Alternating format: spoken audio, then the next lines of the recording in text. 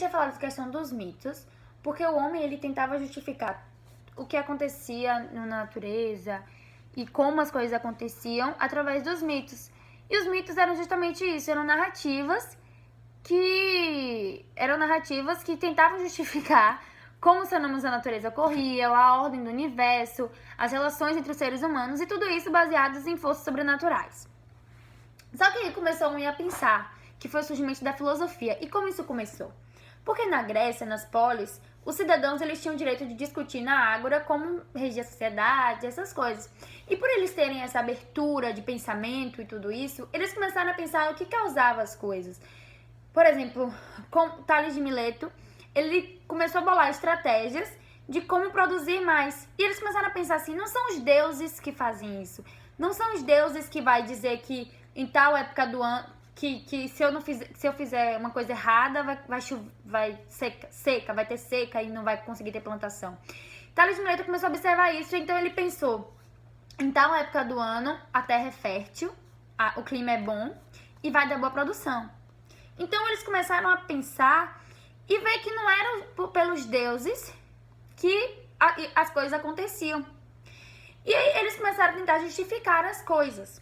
E aí veio Tales de Mileto, que falou que tudo vinha da água, depois veio Anaximandro, falando que tudo vem do infinito e da questão do apeiron, sei lá. Tá, e aí tem os filósofos que a gente vê na musiquinha, que são os pré-socráticos, que são os filósofos da natureza. Só que agora vem Sócrates. Sócrates é na época da questão dos sofistas. Por quê? Os sofistas têm Sócrates. Os sofistas, eles eram pessoas que tinham conhecimento, mas que vendiam esse conhecimento e tinham o conhecimento deles como algo certo, como uma verdade. Verdade não, mas como uma coisa... não pode ser uma verdade. E aí eles vendiam esse conhecimento e não fazia a pessoa refletir sobre o que ele estava falando. Simplesmente impunha o pensamento dele. Só que Sócrates não. Sócrates ele não vendia conhecimento e ele achava que... e ele usava o método da maiêutica, né? Maiêutica. Ele usava o método da maiêutica e o da ironia. Era assim, ele chegava pra pessoa, perguntava pra pessoa responder. Isso era questão da ironia, entendeu? E a maiêutica era justamente fazer com que a pessoa pensasse, fazer com que a pessoa refletisse. E quando a pessoa dava uma resposta, ele contradizia, entendeu? A pessoa dava uma coisa e ele precisava dizer motivos para não ser aquela resposta. E isso fazia com que as pessoas fossem pensando, as pessoas refletissem sobre as coisas e tal. E... deixa eu ver se tem mais... É isso. Tá. Aí depois de Sócrates vem Platão. Platão, ele acreditava também na questão da conversação. E ele achava que o mundo tinha duas realidades. Que era a inteligível e a sensível. A inteligível é a concreta, a duradoura, a que não muda. Mas não pense que é concreta porque é a realidade, não. O que ele acha de concreto é o que está na nossa cabeça, digamos assim. Então, a inteligível é a concreta, a que não muda, que é a duradoura. E a sensível é das percepções, dos sentidos, e que muda constantemente. E o que ele achava? Que a sensível, que é, tipo assim, o mundo que a gente tá aqui agora, assim, ela vai reproduzir o que a realidade da inteligível, entendeu? Então, é como se aqui fosse a sensível e estamos reproduzindo a realidade da inteligível, porque a inteligível que é a concreta, que é a duradoura, que é que não muda. E ele achava que o espírito... porque não tem o mito da caverna? Como é que você vai pensar no mito da caverna? De acordo com o pensamento de Platão. O mito da caverna, os homens estão numa caverna, que tá tudo na sombra e não conseguem ver a luz. Então isso ele associa ao nosso corpo. Por quê? Porque nossa alma tá dentro do corpo. O corpo é a caverna, é o que dá a sombra. E faz com que a alma fique aqui presa e se isola da verdadeira realidade. Entendeu? É só quando morre que a alma sai, é como se visse a luz, que fosse pra realidade inteligível, pra duradoura, entendeu? E ele tinha questão também, tipo, no caso da matéria versus alma, paixão versus razão. E nunca se esqueçam que ele era racionalista. Depois de Platão, temos Aristóteles.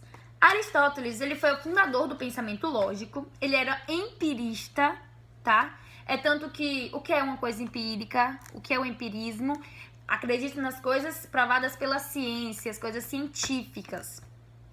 Tá? Então, por isso que naquela imagem que tem Platão e Aristóteles, Platão aponta para cima, que é o mundo das ideias, e Aristóteles aponta para baixo. Tá. E Aristóteles, ele era investigação científica. Tem a questão da metafísica, que ele tenta justificar o que torna as coisas o que as coisas são. Tipo, o ser enquanto ser, tenta justificar essas coisas. Ele tinha uma filosofia dedutiva, que ia do particular para o universal. E ele dizia que...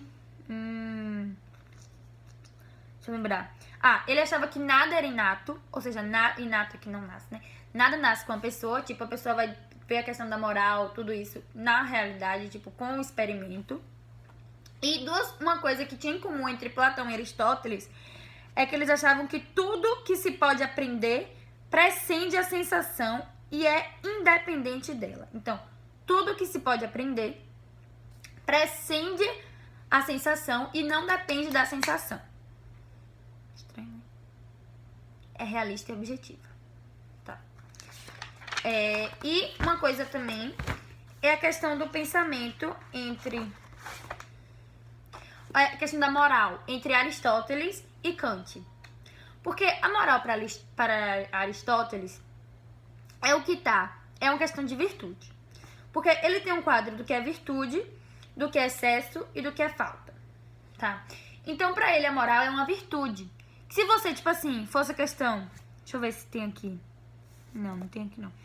Mas sim, tipo assim, é que você não pode não ter moral nenhuma e você não pode ter muita moral. Tipo assim, é como se fossem as características que você não pode ter em excesso e que você não pode ter pouca. É uma coisa que você tem que ter no meio, ou seja, é uma virtude. E para Kant, a moral é um imperativo categórico. O que é um imperativo categórico? É, por exemplo, eu penso... se eu for roubar alguém, eu ia querer ser roubada? Não. Então é a questão da minha moral. Eu não vou fazer isso porque eu não queria que fizessem comigo. Isso pra Kant, tá? Tá. Aí tem a questão de... Platão e Descartes. Por quê? Porque Platão era racionalista. E Descartes, ele foi também o racionalismo cartesiano. Porque Descartes, ele começa com a coisa de que pra conhecer, a gente tem que duvidar. E aí ele chega à conclusão de que existe, porque a gente pensa. Penso, logo existo. Tá. E aí, né, eu acho que essa frase dele não tô certeza não. Mas tá. Ele usa 4 métodos. Que é a dúvida. Depois que ele duvida, ele faz a análise, que é dividir até a menor parte. Depois a síntese, que é pesquisar das partes mais simples para as partes mais complexas. E depois a conclusão. Tá. Aí agora vem a questão do helenismo. O helenismo são as 4 escolas helenísticas que tem. Quais são as 4 escolas? Eu só sei uma parte da música que tem 3. Que é assim. Epicuro fundou o epicurismo, propunhava que o prazer é a arte para viver. Ceticismo duvida de toda a verdade e o estoicismo acredita em uma divindade. Tá, então é basicamente isso.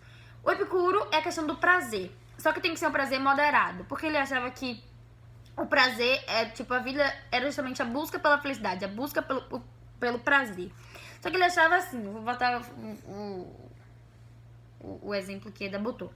Tipo, se eu vou comer um chocolate, eu sinto prazer quando eu como chocolate. Mas se eu comer chocolate em excesso, eu vou ter depois uma diarreia, alguma coisa assim. E isso vai ser consequências. Então isso não é felicidade.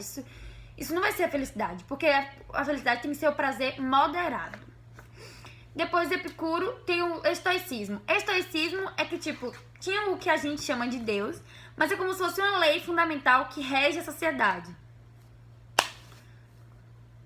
Ceticismo. Tá, o ceticismo é que ele achava que a gente não podia ter certeza de nada, que nada era, tipo assim, a gente não podia ter certeza de nada, que a gente tinha que duvidar de tudo era incerto.